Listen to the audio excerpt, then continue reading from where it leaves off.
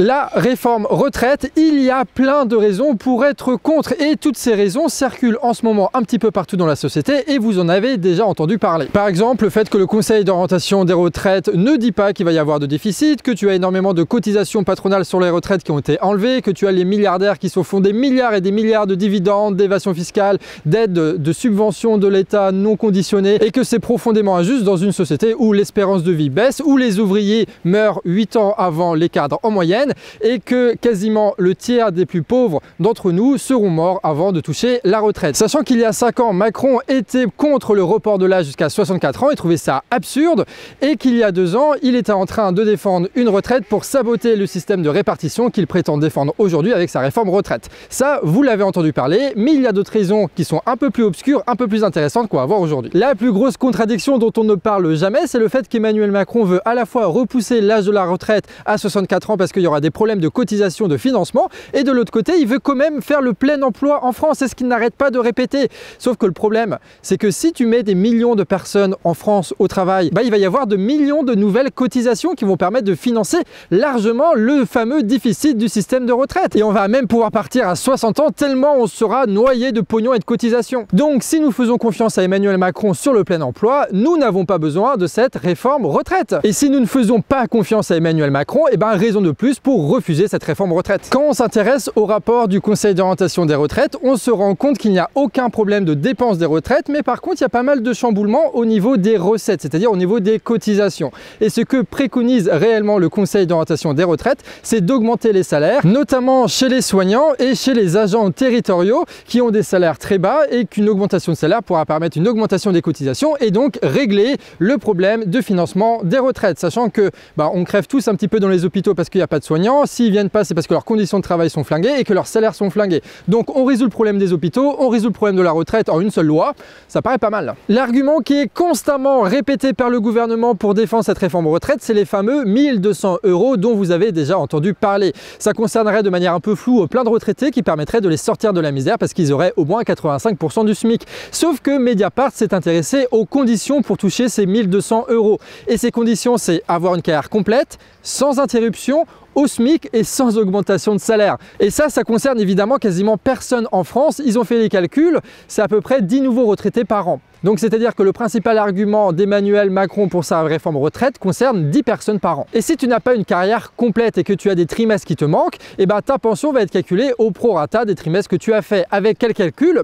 Personne ne le sait. Et d'ailleurs, pour faire ce calcul, il faut regarder tous les très vieux bulletins de salaire de tous les retraités, notamment ceux qui ne sont pas numérisés, pour savoir combien de trimestres exactement ils ont fait, combien ils ont cotisé, ce qui va coûter un pognon de dingue et prendre un pognon de dingue, ce qui fait que c'est même pas techniquement possible de mettre en place cette règle des 1200 €. Dernier petit point, ils ont quand même prévu de financer ce truc-là parce que c'est censé augmenter les pensions des retraités, même si on ne sait pas de combien, même si on ne sait pas comment. Et comment est-ce qu'ils financent ce truc-là? En fait, ils vont augmenter de 0,1% les cotisations patronales pour les entreprises et pour faire en sorte que les charges sociales n'augmentent pas pour ces entreprises, ils baissent de 0,1% une autre cotisation, celle de la sécurité sociale qui concerne les accidents du travail. Et c'est pas un hasard parce que cette branche-là, ils ont plein de pognon puisqu'il y a beaucoup de cotisations et que c'est quasiment impossible de se déclarer en accident du travail en France.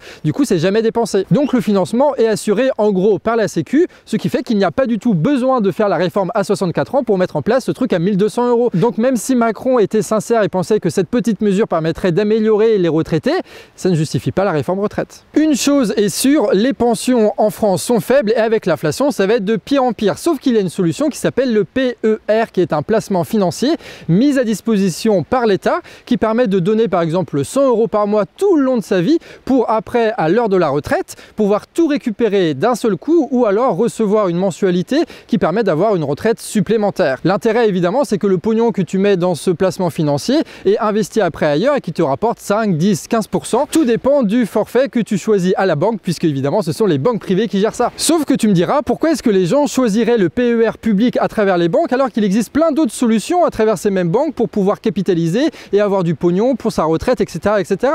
Parce que le PER a un avantage, c'est la déduction fiscale. Et ce qui est marrant, c'est que cette déduction fiscale dépend de ton niveau d'imposition. Donc si tu es très riche et que tu es imposé à 45%, ça veut dire que tout le pognon que tu vas mettre dans le PER sera déduit à 45% de ton assiette fiscale. C'est-à-dire qu'un riche qui va mettre 100 000 € dans son PER pendant 40 ans, eh bien, il va avoir une déduction fiscale, c'est-à-dire une réduction d'impôt de 45 000 € financée directement par l'État du coup. En tout, ce sont 20 à 30 millions de pertes pour l'État de déduction fiscale pour permettre aux plus riches de placer leur argent sur les marchés financiers et avoir un petit complément de retraite. Donc, c'est-à-dire que c'est l'État, à travers les déductions fiscales, qui permet de généraliser la privatisation de nos retraites. C'est pas mal, hein? Et quand on y réfléchit bien, en réalité, la privatisation des retraites, c'est la seule raison qui justifie cette réforme-là. Un placement qui a été créé en 2009 au moment de la première réforme retraite d'Emmanuel Macron. Quand on s'intéresse à la politique fiscale du gouvernement, on trouve des trucs assez rigolos. C'est-à-dire que récemment, tu sais, l'impôt sur le revenu, ça fonctionne par tranche, tu vois, avec genre 10 000, 20 000, 30 000, 130 000, etc., etc. Et ils ont décidé, il y a quelques mois, d'indexer ces seuils-là à l'inflation. Ce qui fait que, je vous la fais courte, il y a une réduction de l'impôt sur le revenu qui équivaut à 6 milliards par an, qui touche essentiellement les plus riches. Un peu la classe moyenne qui se fait bouffer, donc ça c'est peut-être pas trop mal, mais surtout les plus riches. C'est-à-dire qu'on va justifier pour quelques milliards de faire en sorte que tout le monde travaille 2 ans de plus dans des boulots avec des conditions de travail horribles, mais on fait quand même une réduction fiscale du même montant pour les plus riches. C'est quand même un peu bizarre cette histoire. Le gouvernement essaie de justifier sa réforme avec le Conseil d'orientation des retraites en prenant le pire scénario et en disant que pendant 10, 15, 20 ans, on va avoir quelques milliards de déficit. Et c'est ça qui justifierait le report de l'âge à 64 ans. Sauf qu'en réalité, ça fait des années et des années que les caisses de retraite sont excédentaires et qu'elles accumulent un pactole qui aujourd'hui se comptabilise à hauteur de 150 milliards d'euros. C'est-à-dire que les gens qui sont en retraite aujourd'hui et qui vont être en retraite dans les années à venir ont déjà financer leur retraite largement. C'est-à-dire que le pognon qui permettrait de boucher le déficit des retraites imaginaires inventé par Emmanuel Macron existe déjà. Il n'y a pas besoin de faire cette réforme. Ce qui est rigolo, c'est que quand tu regardes les médias ou le gouvernement, ils disent oui, mais c'est sur différents comptes, on peut pas faire en sorte que machin truc. Putain, on a un gouvernement de comptables qui sait pas faire des virements, c'est quand même fou ça. Et le truc qui m'énerve le plus, c'est que le gouvernement dit qu'en mettant la retraite à 64, on va faire plus de travail, donc créer plus de richesses, qu'on va pouvoir plus se répartir. Sauf que posons-nous la question. Quelle entreprise va embaucher plus parce qu'il va y avoir la réforme retraite? Aucune. Si un vieux il reste, bah, ça ne va pas être remplacé par un jeune. Et si le vieux il se fait dégager et il se met au chômage après 63-64 ans, et bah, c'est le jeune qui le remplace et c'est juste un jeu de chaise musicale.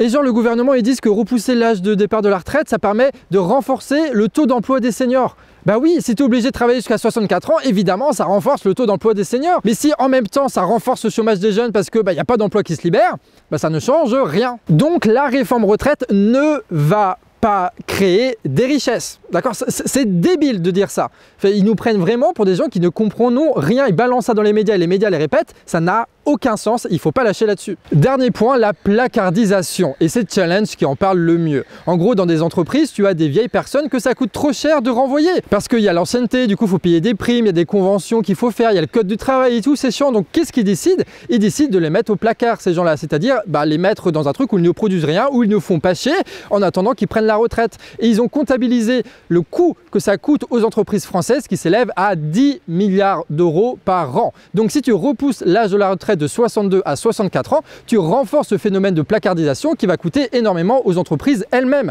Du coup, ce serait même plus rentable pour les entreprises de payer un tout petit peu plus de cotisations retraite pour pouvoir renvoyer leurs vieux à la retraite beaucoup plus tôt. Et ceux qui veulent continuer après, ils peuvent le faire. Tout ça pour vous dire que nous avons raison de combattre cette réforme retraite et grâce à cette vidéo, vous avez encore plus de raisons d'être contre cette réforme. Mais l'objectif d'avoir tous ces arguments, c'est pas juste de participer au débat démocratique parce que ça n'existe pas aujourd'hui en France quand tous les médias sont possédés par les milliardaires. L'important, c'est de pouvoir lutter contre la propagande des bourses qui veulent nous imposer cette loi. L'important, c'est de pouvoir tester ces argumentaires autour de nous pour réussir à politiser partout où c'est possible. Ce qu'on veut, c'est comprendre ce système et se rendre compte que ce qui tombe du ciel comme ça, comme la réforme retraite, c'est pas un accident, c'est pas absurde, tout ça est cohérent. Et on veut le comprendre parce que notre objectif, c'est pas juste d'être contre la réforme retraite, c'est de tout changer. Nous, on veut pas demander au gouvernement gentiment, on veut gouverner directement. Histoire de gérer la réforme retraite, oui, mais surtout les 1000 autres problèmes auxquels on doit faire face. Et c'est important par tous les moyens possibles de se sentir fort et qu'on arrive à lutter contre ceux qui mentent, contre ceux qui trahissent, contre ceux qui gouvernent cette société-là, contre ceux qui se foutent de nous alors que ce sont des idiots finis, contre ceux qui gouvernent aujourd'hui et qu'on dégagera bientôt. Bref, luttons ensemble par tous les moyens possibles, et pas que syndicaux,